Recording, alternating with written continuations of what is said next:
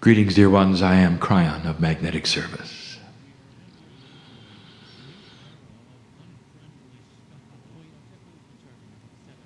Again, we are here in a way that may seem strange to many.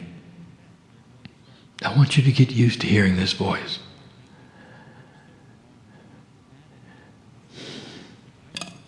I want you to understand the reality that is here. You would ask yourself, human being, is this real? You might say, Kryon, I'm having a hard time believing.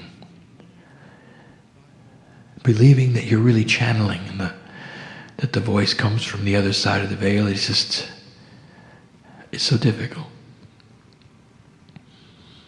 If that's what you're saying today, human being, I will say, blessed are you. For these are honest words coming from one who is struggling to work out of the three-dimensional box.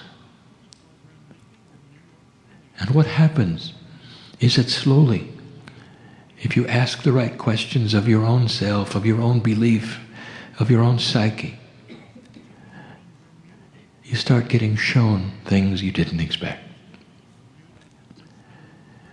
For if indeed it is a quantum experience on the other side of the veil, if indeed I am linearizing this conversation and presenting it to my partner, if this is true, this is a quantum experience. And that means that language is only a small part of it. That the audio that you would hear or the words that are seen on the page, such a small part of it. We have spoken of something called the third language. This third language, identified some time ago, is not a language in linearity, which is the third one. It is a language of the catalyst of the three. We use the three in numerology to represent a catalytic action number.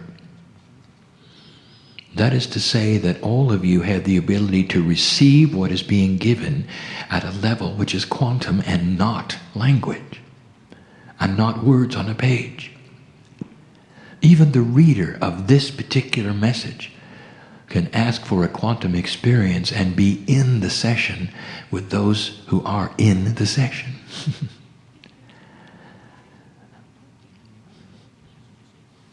Art and music. We've told you that they are quantum. We have told you how you could go into the Louvre and watch a painting. That you can immerse yourself so completely that you can see and feel the artist creating it. That you become one with the creator of the painting. So much is there that is not for the human eye. And this is the one who appreciates the art. Music touches your very soul. All of the notes playing together in unison, in harmony. It is one of the only arts where all of that can be presented together and there's no limit to the number of musicians on a stage. But you can't do that with speech, can you? No limit to the number of colors on a palette. You can't do that with speech, can you? There's a little bit of quantum in everything, if you look. So look for it here before we start a message that is not going to be a quantum one filled with love necessarily, although it is. But we're choosing to do something unusual. We're going to give you some science. We've chosen perhaps an odd place for that. But we haven't. For we think in a quantum way. We wanted to come to this place. We want to honor those who built this building. We want to honor the ancestors who are listening. We've come to a very quiet place in the stillness of a Southwest. In order to give a message of clarity, of purity, so that others will also receive it in that fashion. So it is not about the message at all, it is about the delivery. It is about the energy of where you sit. It is about the preparation that we give my partner sitting in this place. And so we will. When we give a scientific message, when we give suggestions, I ask my partner to go very slow. Some of this has been revealed to him and some of it has not. I ask him to proceed slowly, for it will be seen and read clearly, and much will be seen around it. For what follows in this message is not just esoterics. There will be a practicality, and there will be physicists looking at it. And that makes my partner nervous. It is not going to be complex. For even the one sitting in the chair who doesn't understand science will still receive what they need to receive through the third language, and will understand why these things are being given. And all through this, the entourage which is poured into this place, which represents the ancestors of all of you, resounds even with the builders of this building, of the consciousness that allowed it to be planned so many years ago, for the display of ceremonies that it has on a regular basis, and what that means to the earth and the land, to continue to hear the ancients giving the sounds that they have given for so long. All of this wrapped into this building, into this place where my partner gives a message of science. Not necessarily a long one, but one which you have to hear.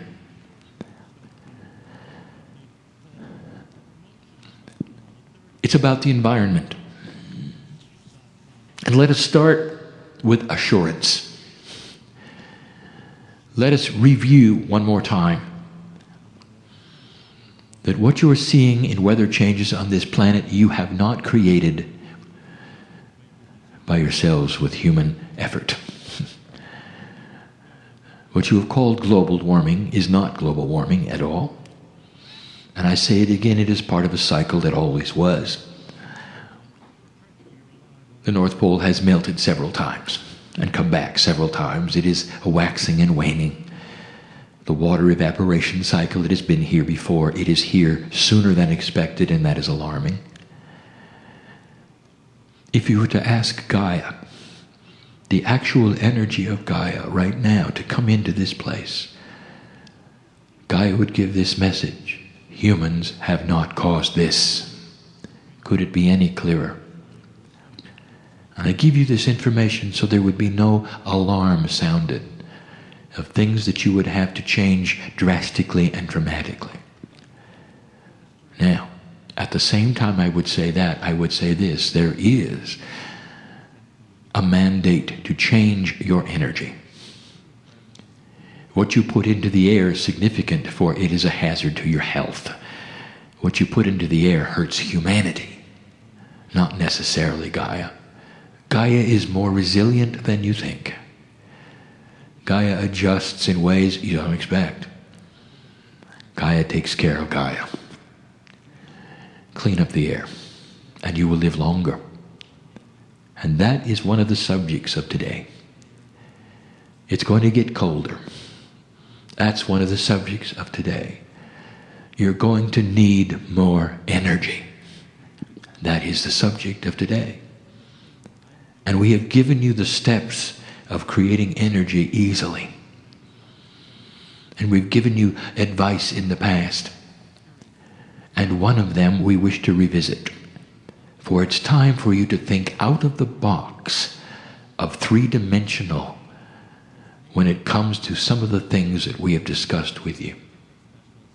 You think in a straight line.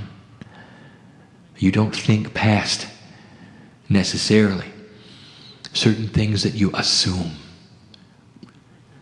At the same time I give you this information, I will also tell you that this particular information is already known on the planet.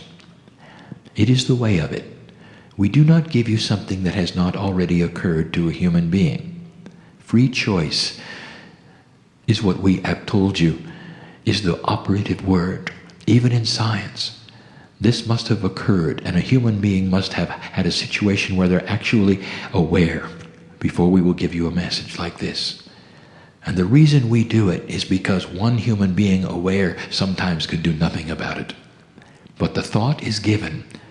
When these thoughts are given to humanity, they normally land on the planet in more than one place. That is to say, epiphanies of discovery happen all at once, usually 3 to 4 times, in order to assure that they will not be lost. And so I am going to add this voice. There is tremendous energy available from the earth for free. It is not free energy, for you have to build an extractor to get it. But it's everywhere. Absolutely everywhere. It is called geothermal energy. And it goes like this. Below your feet, not very far, not really. It's hot. Hot enough for you to drill down and create steam. If you can create steam through natural process of thermal energy of the planet, you can drive turbines and create electricity. That will create heat. There are other ways to create heat as well, using even the geothermal heat itself. You're fond of steam engines, and you've been using them very, very long time, and you continue to. Today's nuclear reactors are simply very, very expensive steam engines. For you heat water, you create steam, and you drive turbines. So we are giving you something to think about. For nuclear power, as good as it is not clean. There is a side effect. And you know what it is. For there are waste products which are dangerous, and you know this. As clean as it is, there is still something you have to dispose of. Geothermal, there is no thing you have to dispose of. But it is dangerous. And now we open the discussion. If you can drill approximately 5 kilometers down, you will find enough heat.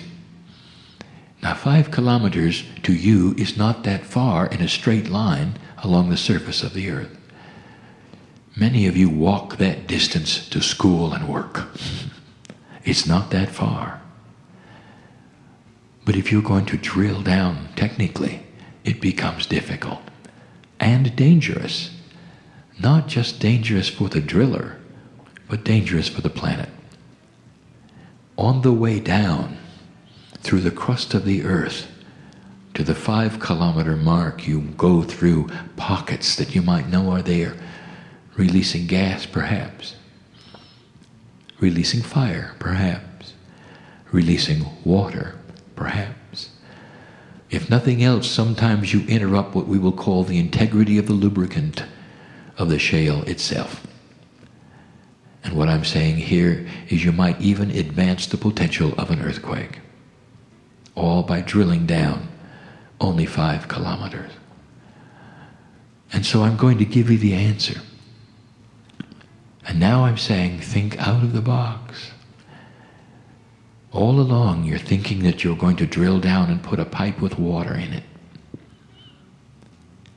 What if I told you you only had to drill down a fraction of that distance, and you could find enough heat to boil? And you'd say, impossible. Oh, it exists over the hot spots of the earth, but you might know it doesn't exist in most of the places we're asking you to drill. Well, it will work if you don't use water. It's time time to marry the highest technology that you have on the planet with things you didn't expect to marry them with. And this is thinking out of the box. This is becoming a little more quantum, seeing the entire picture instead of just seeing what you think it should be.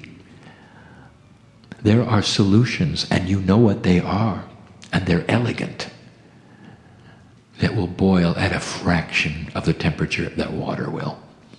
And this is the answer.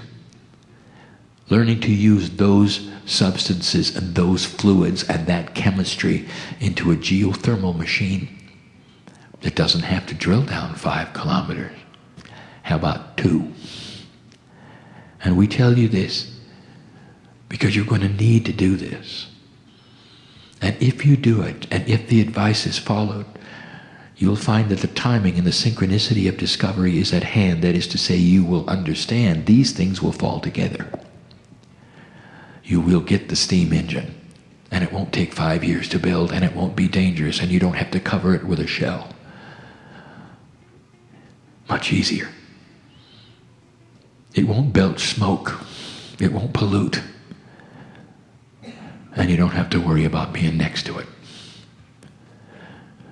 And it'll drive electricity. And you're going to need to heat homes and businesses. Because eventually, it's going to get cold.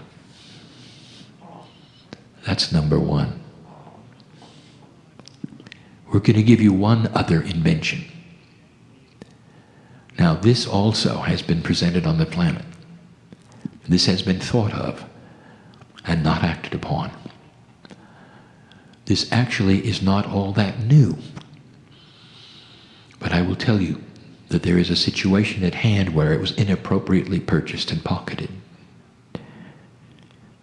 So I'm going to give it to you so that the public can see it, and anyone with synchronicity who listens to the message and reads the words will understand it.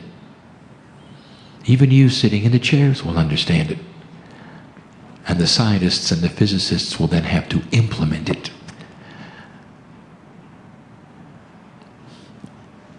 The resource that this planet is going to need the most, as the population grows, as the weather changes,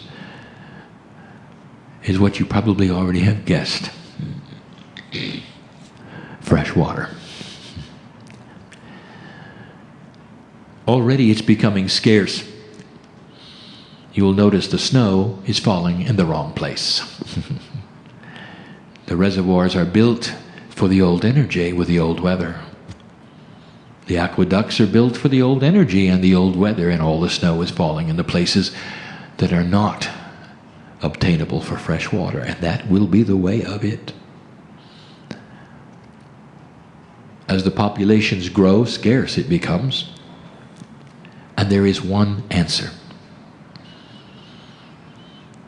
It is a profound way, when the earth is mostly water, to use the sea and the ocean. The ocean, of course, is not fresh water. And so you have to ask how to extract the salt. Desalinization exists today in a very inefficient way. Large amounts of water have to go into vats of containment and sit there, or large amounts of energy are used to heat the water. In various ways, various attributes, various systems, some of them steam, some of them not, all requiring heat to take out the salt. It takes a long time, it's expensive, it's not efficient. It is not tenable to desalinate for an entire city. Only in places that simply have no fresh water at all is it used. So inefficient is it. Now I'm asking you to think out of the box, and I'm going to give you the answer. My partner, I want you to go slow here. Most of the cities on earth, of all of the countries on earth, the largest ones are on the coasts near the water. This is because over time, Those coastal areas were the places where trade could happen with ships and ports. And so you end up with the largest cities being on the ocean. It's a good place to start, is it not? To give water for them from the source which they can simply look at and use. The answer is not that difficult, but it requires something that has not been thought of, really. The highest technology you have today has to do with the smallest of the small. You call it nanotechnology. That which is extremely small, even taking form as what you would call robots, that could be inserted even into the bloodstream, perhaps even to seek out and kill disease. That's how small the nanoparticles are. You're making them intelligent through chemistry, through logic, through electronics, and cleverly you find that they can do many things. Now I'm going to give you a task. You're going to build a desalination plant where the water never stops flowing, where it can be treated and salt can be removed and a byproduct created that you had no idea about. It never has to rest. It never has to be cooked. There is no heat involved at all.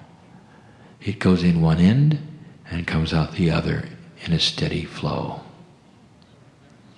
In one end it's salty, in the other end it's fresh, ready then for purification. And here is the answer. Through nanotechnology, in the first stages of the system with the water flowing, you release enough nanotechnology robots that are assigned to find the salt and attach themselves to it. Except there is a caveat, and that every single robot is magnetic. I am the magnetic master, after all. All of the salt then becomes magnetic. It's not that hard. You have the chemistry for it. You have the nanotechnology. Think out of the box. Think out of the box. Chemist, physicist, you can do it. On to the next stage, flowing into the next part, tremendous, huge electromagnets, pulling the salt out of the water completely and totally because the salt is magnetic. Out it goes. Oversimplified, perhaps. But this is the way of it. No heat involved. Now, the byproduct? You won't believe it. Oh, and it will be controversial when you discover it. Magnetic fields applied to water often creates water that is quite healing. Do you see where this is going? What a device that might be. It will be quantum, you know, because it uses magnetics. And this is what we wanted to give you today. This is what we wanted to have recorded today. In this way, that you might hear it. There is so much more. And just in closing, I will tell you what we see in the future, and we're not going to give you a time frame, for there is none. This information I'm about to give you can be 2 generations away, maybe 3. But it all has to do with quantum invention. Physicists, listen, I'm going to give you something you already know is possible. It is another field of science that flies in the face of everything 3-dimensional you've ever learned. Humans are funny. Even in the highest math and geometry you have, everything is defined in a straight line. Everything defined in a straight line. A circle is an infinite number of straight lines. That's funny. It's almost as though a circle didn't exist in nature. And the human has to straight line it for it to exist. Interesting, isn't it? I'm just giving you the bias. Bubbles have always been around. They're beautiful, you know. They're natural, you know. The circle is a natural occurring event in space as well. What you don't know, and you may suspect, gravity and magnetism all bend. They don't go straight. They never have. What about light? It doesn't either when affected by the other two. That ought to tell you something. Nothing is really a straight line at all. The only straight lines around are in the brains of the humans.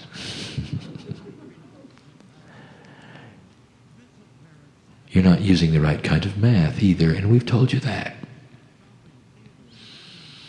There is an elegance of math that is quantum. And if I begin to tell you about it, even in the simplest terms, it's going to seem overly complex. Quantum math uses something that is going to be discovered, and we're going to give it a name, and that's going to be influential numbers. Numbers that exist not with empirical values, but with values that are influenced by the numbers around them. 4 is not a 4. 4 is modified because of the numbers that sit next to it.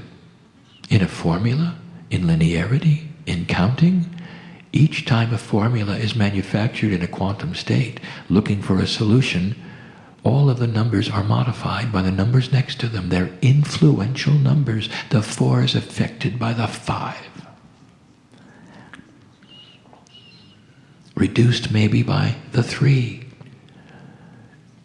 And in quantum math, if you use influential numbers, dear ones, it is a beautiful thing when you find out the attributes of them and they are consistent. You will then have the formula for a circle being a whole number, not an irrational number at all. It won't be pi. It'll be pi solved. We ask the physicists to work it backwards if you have to get a whole number of pi. That'll give you a hint at what has to be done. Imagine mathematics with influential numbers, where each number is not empirical, but influenced by the one around it. I'm giving you high math now. And here's how it's going to serve you. Because when you start to understand it, you're finally going to understand what I'm going to call the holy grail of physics. That's a human term. In your straight line thinking, in your bias, you have all of your 3D formulas, don't you? And when you look at the basis of physics, you talk about those things which have mass. And in those things which have mass, you've even figured out atomic structure and density. All those things. And you think they're static, don't you? You think there is a formula that is for everything. If it has so much mass, it weighs so much in a certain atmosphere, a certain gravity. You've got it all figured out. And I will tell you that all of those formulas are 3D. And as soon as you become quantum with them, they all stretch. All this to tell you this: it is possible for you to alter the mass of any object in existence. It doesn't matter how large or small or dense it is. You can alter the mass of it, and you have thought all this time that the formula is static, and it is not. In Yugoslavia,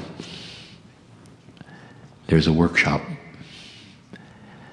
Historic it is, for the man who thought out of the box, Tesla. Tesla. And in that workshop there are marks on the ceiling for the objects that took off on his workbench and went straight up. Shattered they did, hitting the ceiling they did. Nikolai was frustrated, for he had discovered massless objects and didn't know how. He thought out of the box, the only one in existence to ever give you a thought of how alternating current might work. Oh, it's more than 3D, study it. The same applies with numbers. The same applies with mass. And I will tell you that it is accomplished through magnetics. Always has been. And that was the experiment. In Tesla's time, without a computer, without any of the finite instruments you have today to measure what you have, he did it. But he couldn't control it. Frustrated he was. By the way, he's back. I'm not going to tell you where. Maybe he will listen to this and know what to do next. Clever it is how magnetic fields must be arranged around other magnetic fields. Even solutions that are magnetized to create fields within fields, sometimes at right angles, sometimes not, to give you a condition that will create a change in mass. None of these things are out of the purview of human development. How long it'll take? We don't know. That's up to you. But do you understand what it will change? That means that the things of science fiction are finally yours. What you call anti-gravity is simply an object without mass. It'll float, no matter how big. It's doable. It's in all of your science fiction movies. Maybe it's time to implement it. Kryon, why do you give us these things? And with this we close.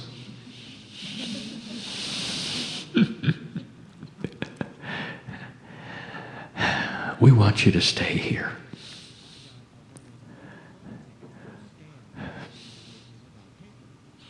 Give it in love. We want you to stay here. And you're not going to have much luck with that unless you start thinking quantum. Unless you start accelerating the inventions and put some of the politics out of the way.